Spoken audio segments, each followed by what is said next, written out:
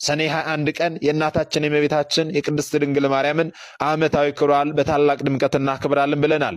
ይህንን ክብረ በዓል ስለምንድን ነው የምናከብረው ስንል ይህንን ክብረ በዓል የምናከብረው በሁለት ዋና ዋና ምክንያቶች ነው።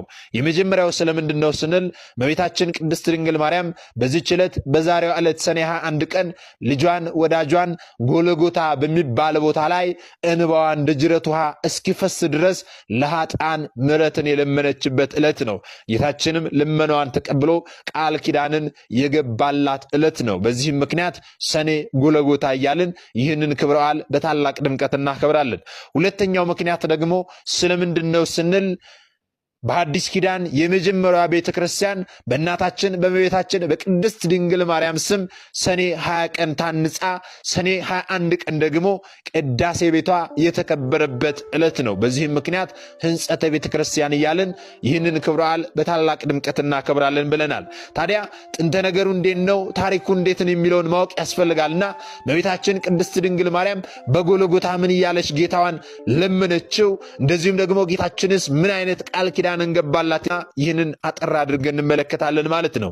እንግዲህ እናታችን እመቤታችን ቅድስት ድንግል ማርያም ሰኔ 21 ቀን ላይ ስለኔና ስለናንተ ስለ ኃጥአን በጎልጎታ ይኸውም ደግሞ የጌታችን የመድኃኒታችን የኢየሱስ ክርስቶስ መካነ መቃብር በሚሆን ቦታ ላይ ጌታችን መድኃኒታችን ኢየሱስ ክርስቶስን ምሕረትን ለምናልናለች።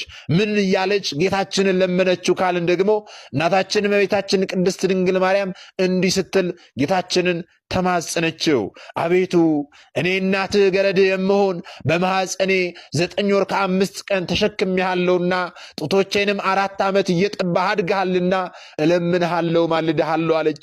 ሄሮድስ በምቀኝነት ሊገድል በፈለገ ጊዜ አንተን በጀርባ አዝዬ 4 ዓመት ከአንዱ ሀገር ወደ አንዱ ሀገር ተሰድጃለሁና አቤቱ ጌታዬና አምላኬ ኢየሱስ ክርስቶስ ሆይ ጸሎቴንና ልመናዬን ስማኝ አለች።